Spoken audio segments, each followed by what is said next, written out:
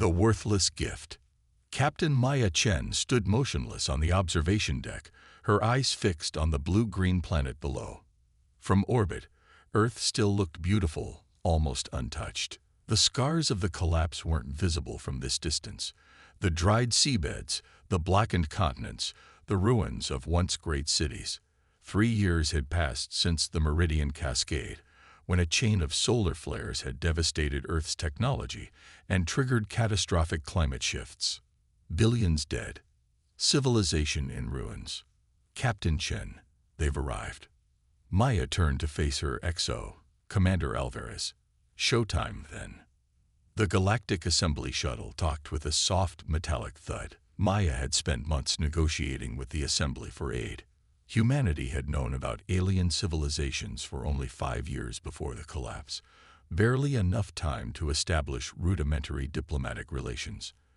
Now, with Earth desperate, the Assembly had finally agreed to provide assistance. 4 representatives emerged from the airlock: a towering novel with crystalline skin, twin Vecturi with their characteristic metallic scales, and a gelatinous Mern floating in its containment sphere. Standard diplomatic contingent. Captain Chen, the novel said, its voice like grinding stones. I am Emissary XL Teru. The Galactic Assembly recognizes Earth's petition for disaster relief. Maya bowed slightly. Earth thanks the Assembly for its consideration. We have reviewed your situation extensively, the novel continued. The Assembly has voted to provide technological assistance in the form of a decommissioned Class 3 starship. Maya's pulse quickened. A starship? That was beyond what she'd dared hope for. With an FTL-capable vessel, Earth could establish resource collection from the outer system, maybe even nearby stars. The vessel will arrive tomorrow. XL, Taru concluded. Assembly engineers will provide basic orientation, but per regulations regarding non-member species, certain systems have been neutralized. The meeting concluded with formalities, and the alien delegation departed. Only after their shuttle cleared the station did Alvarez voice what they both were thinking. That was unexpectedly generous. Maya nodded slowly. Too generous. Let's see what they're really giving us. The next day, as the massive assembly carrier arrived towing their gift, Maya's optimism evaporated. On the main view screen, surrounded by smaller escort vessels, was the supposed starship. It looked like orbital garbage, a hulking mass of twisted metal and exposed components. Entire sections of hull were missing, revealing gutted interiors. That's not a ship, Alvarez whispered. That's a junkyard. The Assembly representative, a minor functionary left behind to complete the transaction, blinked his compound eyes rapidly. The DTN 5591 was a distinguished exploration vessel for 2 centuries. It has been properly decommissioned according to Assembly protocols. Meaning you've stripped anything useful, Maya said flatly. The representative's mandibles twitched. Non-member species are prohibited from possessing certain technologies.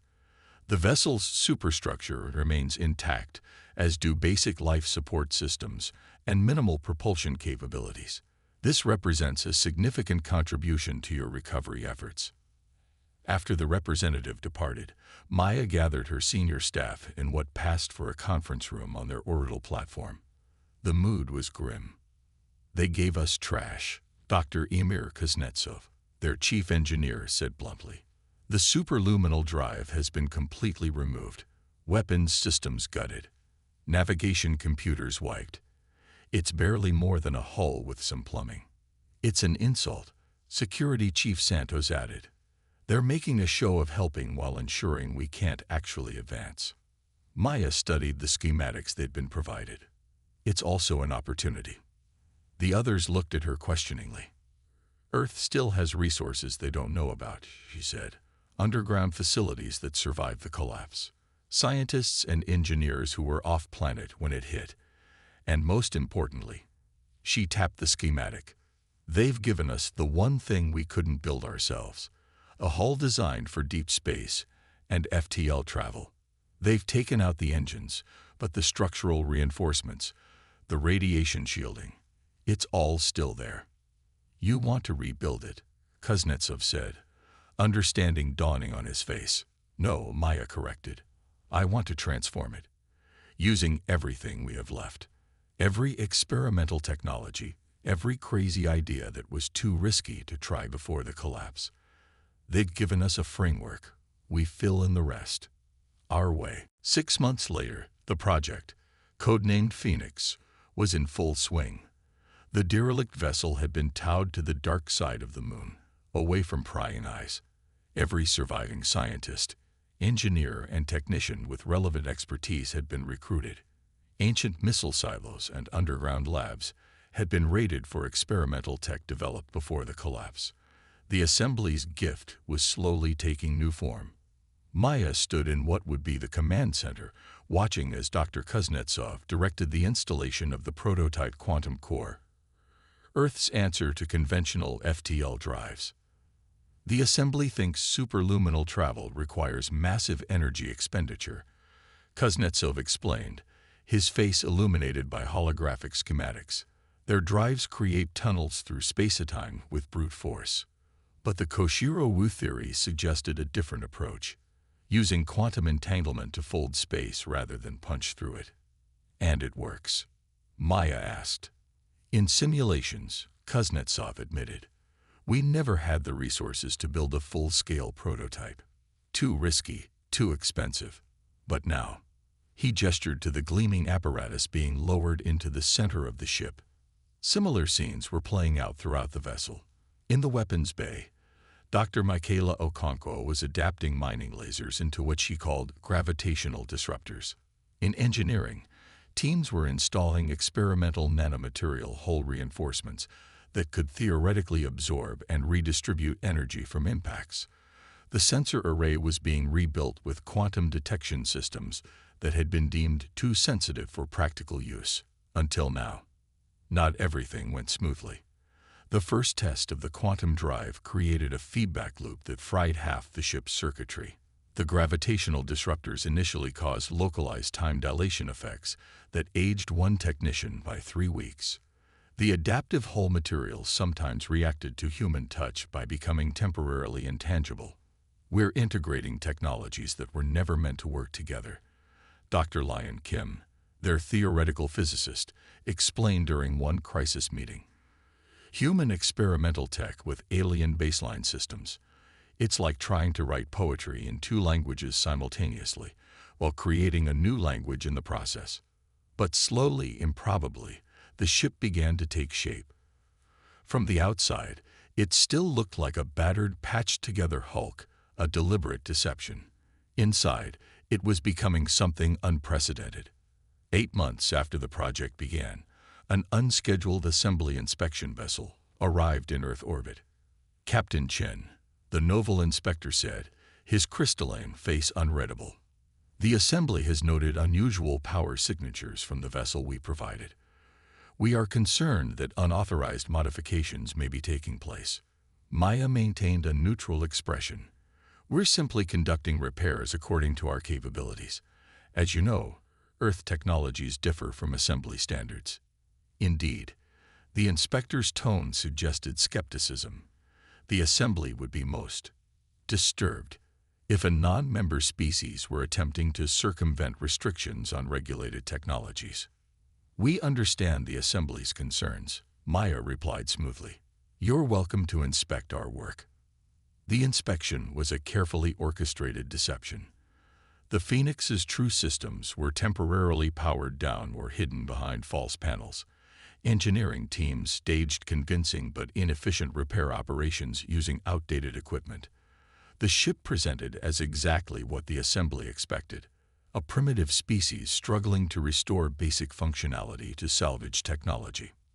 After the inspectors departed, satisfied, if somewhat puzzled by humans' seemingly inefficient methods, Commander Alvarez approached Maya. That was close, he said quietly. It won't be the last time, Maya replied. We need to accelerate our timeline. The next inspection won't be so easily fooled. Is she ready? Alvarez asked, looking at the ship through the viewport. Maya considered the question carefully. The Phoenix was perhaps 70% complete. The quantum drive worked but was unstable for prolonged use. The defensive systems were functional but untested in actual combat. The AI navigation system still had occasional seizures where it forgot basic stellar cartography. "She'll have to be," Maya said finally. "Begin final preparations. We launch in 3 weeks." The night before launch, Maya stood alone in the Phoenix's observation lounge, staring at Earth. From this angle, she could see one of the massive dead zones where the Meridian Cascade had hit hardest, a blackened scar stretching across what had once been the eastern seaboard of North America. "Are we doing the right thing?" she asked softly. "Depends on your definition of right," came a voice from behind her. Dr. Kim stepped into the lounge, his usual lab coat exchanged for a military uniform. Everyone would be militarized for this mission.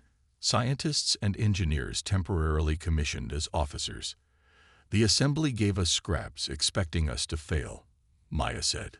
"When we succeed, if we succeed, they'll see it as deception, possibly even aggression." "They underestimated us," Kim replied simply. "That's their mistake, not ours." Maya nodded slowly. "They think they're watching a primitive species struggle to join the galactic community. They have no idea what's coming." 3 days later, as the renamed ISV Phoenix departed lunar orbit, it broadcast all appropriate registry and flight path information to assembly monitoring stations.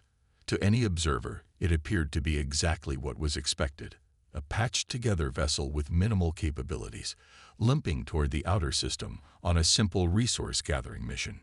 Only when it passed Mars did Captain Maya Chen give the order that would change humanity's place in the galaxy forever. "Engage quantum drive. Let's show them what humans can do with scraps." Rising from ashes. The quantum drive engaged with a ripple of blue-white energy that briefly distorted the space around the Phoenix.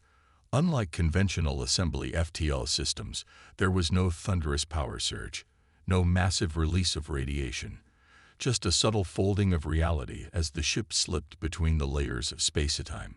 On the bridge, Captain Maya Chen gripped her command chair as the stars outside blurred and shifted. This was the first full power test of the drive in actual space conditions. Simulations were one thing, reality was often less forgiving. "Quantum field stable," reported Dr. Kuznetsov from the engineering station, his voice tight with concentration. "Entanglement sequence holding at 93% coherence." "Position?" Maya asked. Lieutenant Commander Sato, their navigation officer, checked her instruments. "Coming up on Jupiter's orbit. Now, 8 minutes from lunar departure." A trip that should have taken weeks with conventional engines, even months with the gutted drive the assembly had left them. The Phoenix had done it in minutes. "Any sign of assembly monitoring?" Maya asked. "None, Captain," replied Santos from security. "Their nearest patrol is near Europa. They won't have registered our transit yet." Maya nodded, allowing herself a small smile. "Take us out of quantum drive. Let's proceed with the test schedule." Over the next 3 weeks, the Phoenix conducted a series of increasingly ambitious tests in the shadow of the outer planets. The quantum drive was refined until it could achieve reliable jumps of up to 5 light-years, far beyond what should have been possible with a ship of this size. The adaptive hull materials were tested against micrometeorite impacts and radiation bursts, demonstrating an almost unsettling ability to learn from and adapt to different types of damage. Most impressive, and concerning, were the defensive systems. Dr. Okonkwo's gravitational disruptors could create localized distortions in space-time that could theoretically tear apart conventional matter at the atomic level.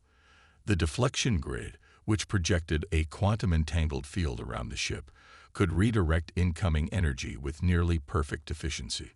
"We're not building a science vessel," Commander Alvarez observed quietly during one of these demonstrations.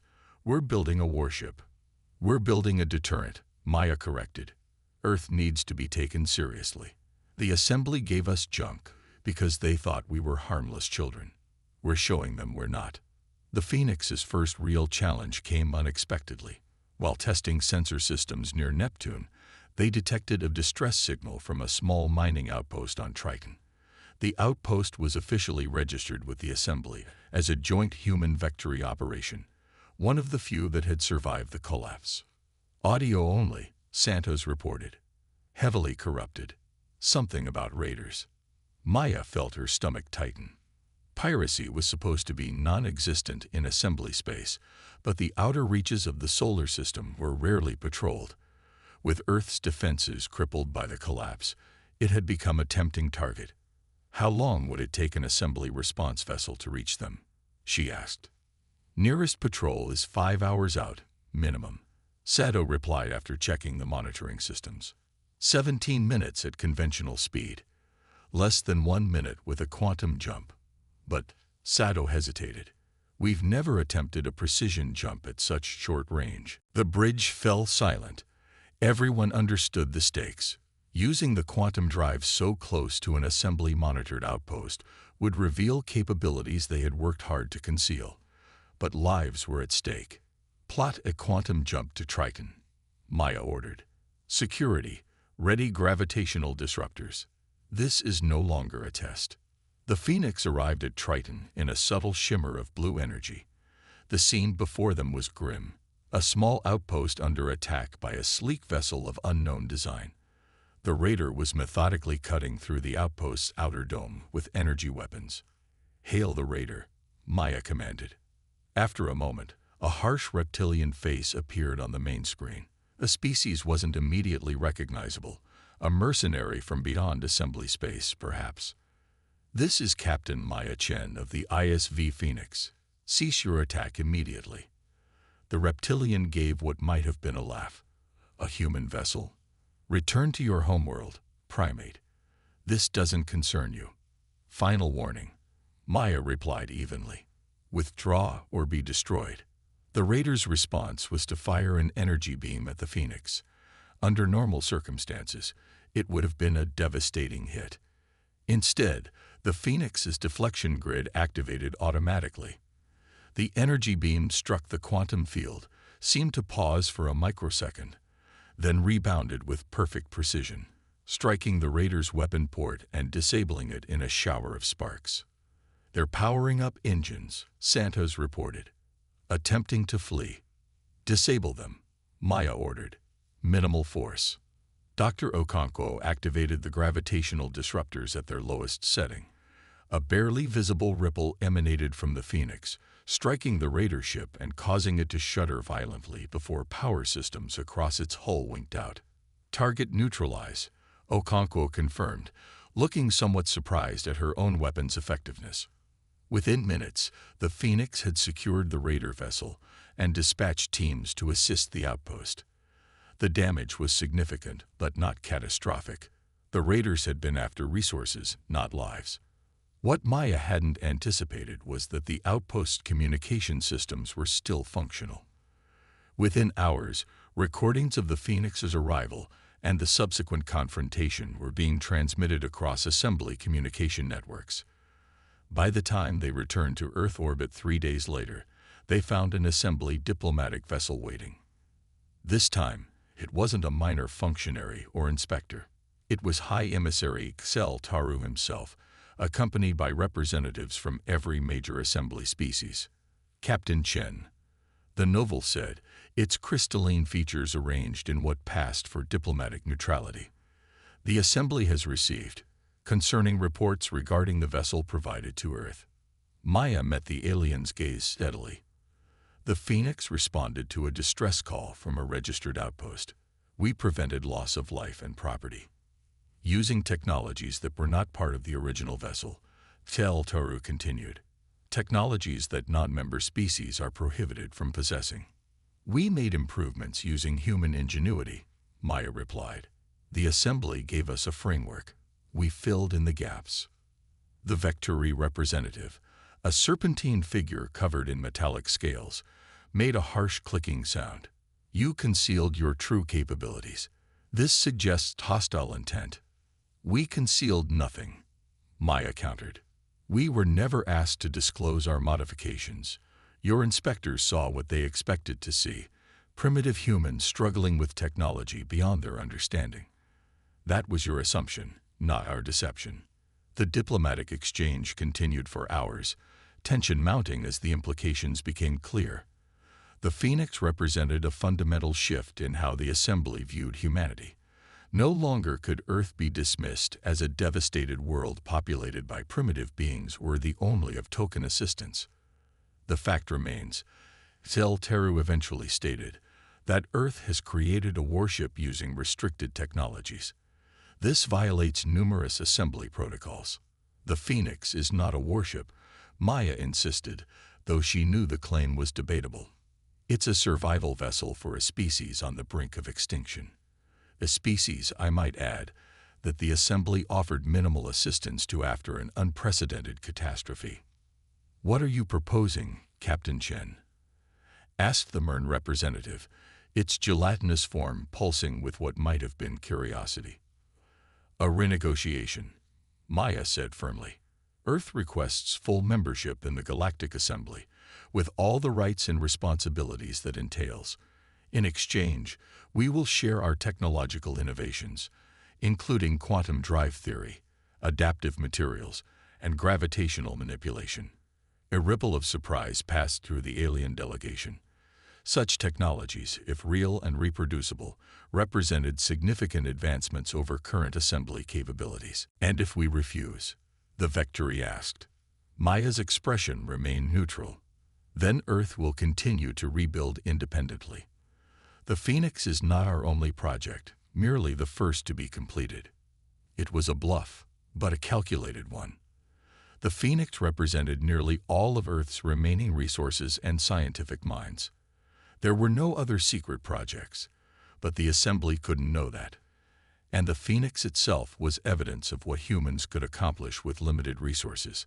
After 3 days of intense negotiations, an agreement was reached. Earth would be granted provisional full membership in the Assembly, with a path to permanent status within 5 years. In exchange, human scientists would work with Assembly researchers to safely integrate their technological innovations. As the diplomatic vessel departed, Commander Alvarez joined Maya on the observation deck. "You gambled everything," he said quietly. "If they'd called our bluff." "They wouldn't," Maya replied. "That's the advantage of being underestimated. They gave us scraps because they thought we'd fail. When we succeeded instead, they had to reconsider everything they thought they knew about humans." She turned to look at the Phoenix, docked alongside the orbital platform. From the outside, it still resembled the battered hulk they'd been given, a deliberate choice she'd insisted on maintaining. "The best weapon is the one no one realizes is a weapon until it's too late," she said. "The Assembly sees us differently now. And that fear, that uncertainty, will protect Earth better than any fleet." 1 year later, Maya stood in the Assembly Grand Chamber on their capital world, watching as Earth was formally inducted as the newest member of the galactic community. On screens around the chamber, images showed the revitalization projects now underway on Earth. Atmosphere processors cleaning the air, terraforming units restoring dead zones, new cities rising from the ruins. A novel diplomat approached her after the ceremony. Not Excel Taru, but one of similar rank. "An impressive achievement, Captain Chen," the alien said. "From devastation to full membership in less than 5 years. History will remember this." "History should remember the lesson," Maya replied. "Never underestimate a species fighting for survival, and never assume scrap can't become something more." As she spoke, a notification appeared on her comm unit. The Phoenix's sister ship, the Firebird, had just completed its maiden voyage, incorporating all the refinements learned from the original. It wouldn't be the last. Humanity had found its place among the stars not through strength of numbers or ancient knowledge, but through the uniquely human ability to transform scraps into salvation. The Assembly had intended their gift as an act of minimal charity, perhaps even as a subtle insult. Instead, it had become the foundation of humanity's renaissance. They had given humans junk. Humans had given back a revolution.